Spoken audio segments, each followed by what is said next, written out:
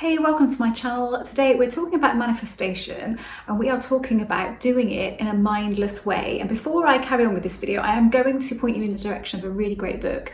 A lot of you will know that I really love the author Richard Dotts.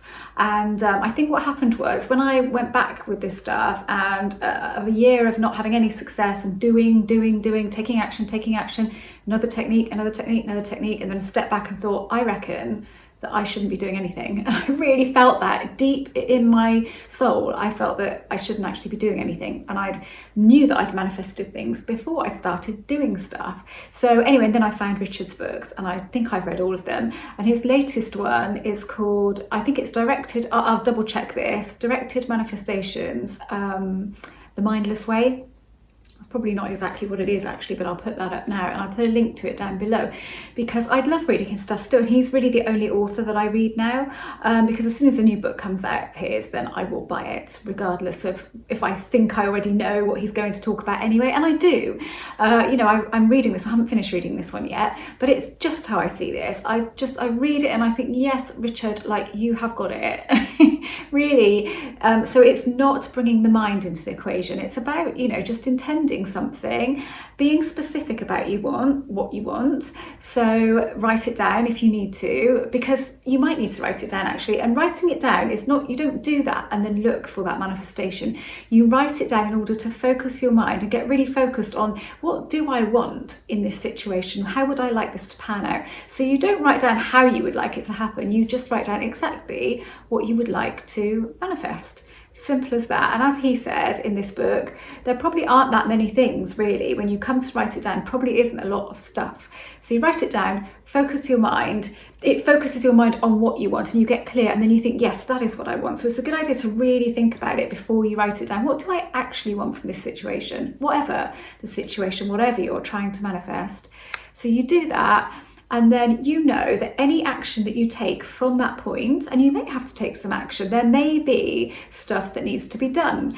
Now, it's not for your mind to think about what needs to be done. It's not for you to sit there and think, what can I do? What can I do? And go over and over it in your mind and try to find a way that you can do something, that you can come up with something that will point you in the right direction and allow you to experience this manifestation. It's not for you to do that. And the reason I say that is because when your mind gets involved, it does it from an ego point of view, and it's just not the same. It's not intuition.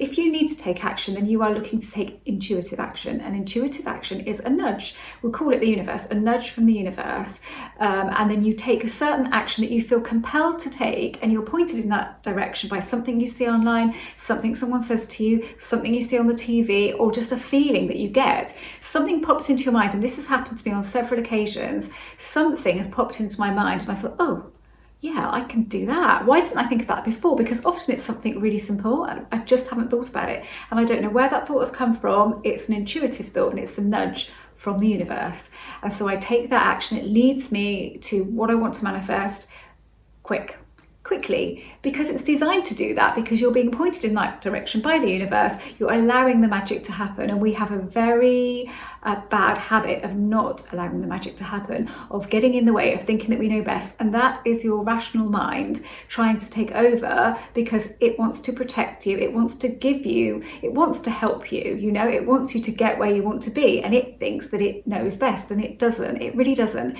It's the subconscious mind that is at work here and that does all of the magic. All that your rational mind is good for when manifesting is instructing your subconscious.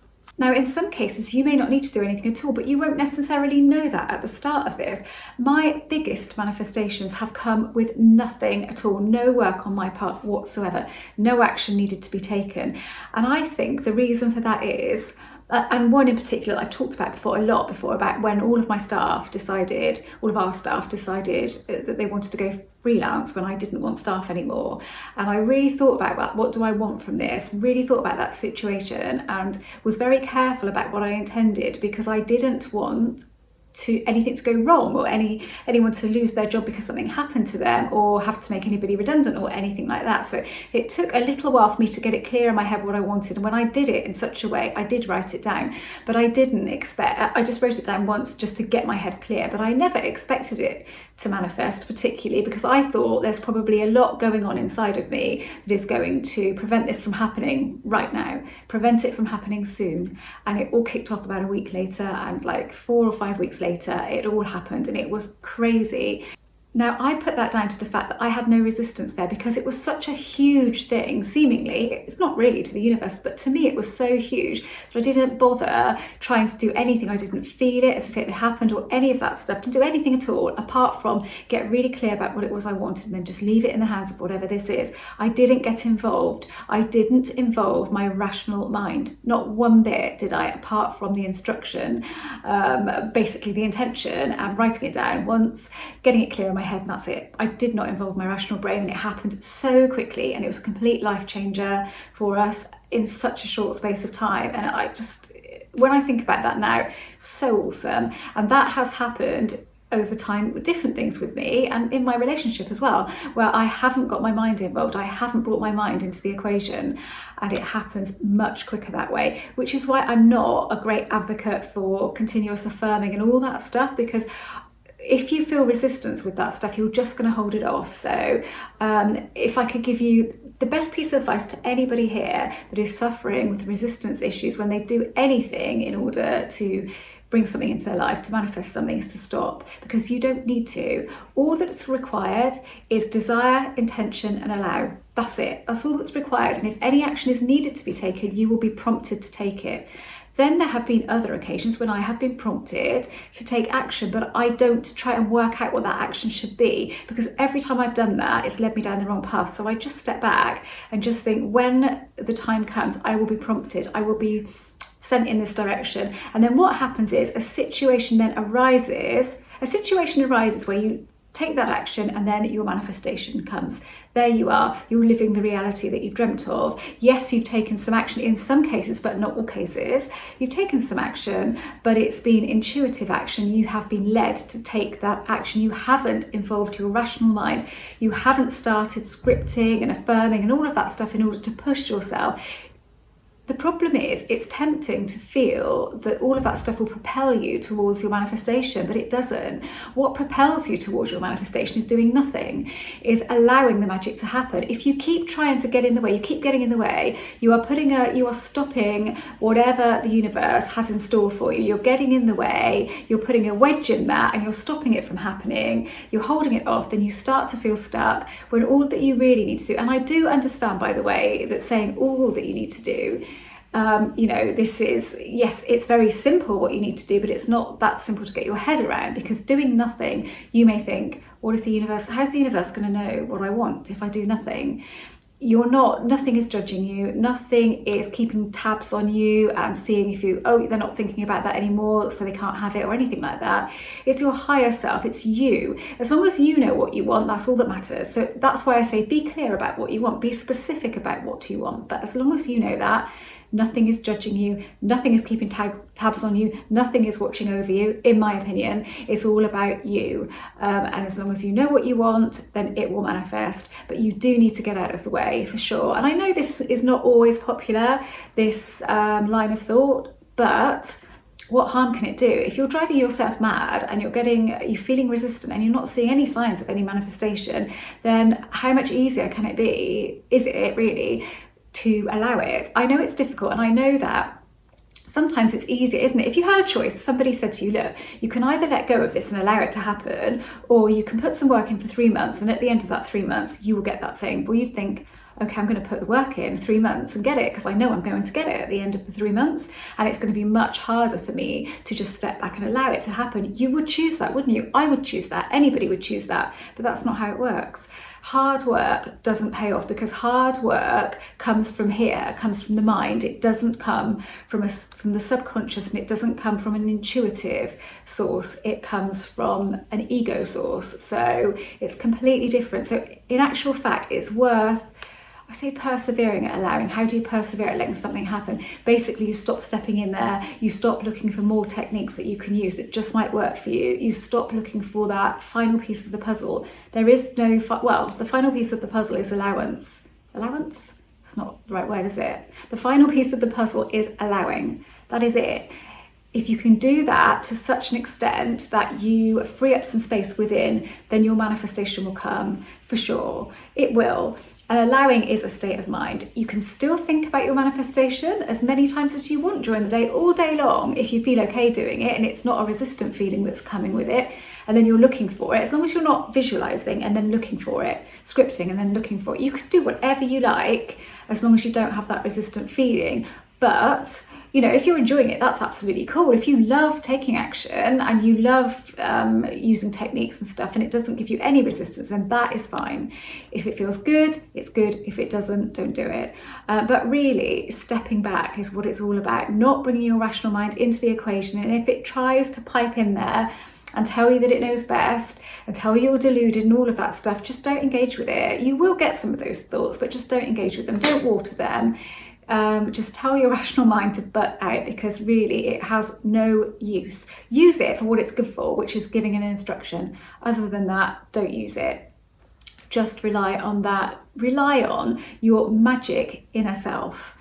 You may not see it that way, but you can see it in any... As I said before, I see it in whichever way I see it on any particular day. So I might call it the universe, I might call it reality, I might call it my higher self. It depends how I feel and what mood I'm in and how I feel like talking about it. But it doesn't matter. It's all the same thing. So it's that works the magic. It's our subconscious mind that works the magic, not our rational mind. So if we can leave it out of the equation, honestly, I promise you, one, you'll be much happier, you'll feel freer, and you will just be, like I've said, allowing the magic to happen. Reality will move for you, I promise you it will. And it may open up, sometimes we go to, we will be given that intuitive action to take, and a situation will open up for us in order for us to take that, and we might mess it up. We might go against it, or we might ignore it because we're a bit frightened or whatever. Don't worry, that doesn't mean that's the end of your manifestation and you can't manifest then because you've stuffed it up, because you will get another chance. All that this does is allow you to take whatever action you need to take, or obviously if it's a specific person, you get contact from that person or you bump into them or whatever, then you haven't had to take any action. And to be honest, in that respect, it's better not to take action. But again, you might get that intuitive urge to do that. So if you have an intuitive urge, as far as people are concerned, and you're not sure whether it's intuitive urge, give yourself half an hour. That's the half an hour safety net. Okay, I'm going to give myself half an hour and go back to this, and then ask myself the question again, is this going to be good for me to do this? And if you get the feeling of no, or I'm not sure, or no, then don't do it, because it's not intuition. It's so that feeling initially wasn't intuition, it was more of an ego thing. But going for new jobs, changing your career, buying a new house, buying a new car, meeting new friends, all of that stuff, you may be required to take some action, but it shouldn't be action that comes from your rational mind if you're struggling to think of something. Obviously, some things like, okay, I'm going to clean my teeth in the morning, so that is something I need to take action to do. I don't wait for my toothbrush to land on my lap, I just get up and I clean my teeth. So on some occasions where there's something that you can do in order to make your life better in an instant, then just do it. Don't wait for that to happen. If you're concerned about trying to manifest it in a certain way, then just take action and do it. But if you can't, if it's something that you have no idea how you can even get started with manifesting, then that is set down your intention, get clear what you want, leave it to the universe, basically. Just leave it for the magic to happen, to point you in that direction, and take the action when it feels like a nudge, when it's come out of nowhere, when you don't understand where that idea has come from, or when somebody is put in front of you that can lead you on a bit further towards that manifestation. Whatever it is, take it, because it's there for you. It's given to you. It's a gift. So take it. There you go. Right. I shall stop. So thanks so much for watching. If you haven't subscribed to this channel, I'd love for you to do that. All of my books are listed below. I offer Zoom coaching. Pop along to my website and inquire. And my son has a Law of Attraction channel. That's Harrison Ellis, and he's starting to do really, really well now. He offers coaching too, and his channel is listed below if you've never been there. Oh no, I think I'm just going to list it on the end screen, put it on the end screen. So if you've never been there before, pop over and have a look and see what he's all about. He's having an awesome weekend this weekend. It's his friend Millie's 21st and he is in Bournemouth. So he's checking out all the best clubs in Bournemouth at the moment. So, oh, to be young again. I wouldn't want to be young again, actually, to be honest. I wouldn't want to. I'm much happier now than I was back in my 20s. But, you know, he's a happy chap and he's always positive. So he's in for a very drunken weekend, I think.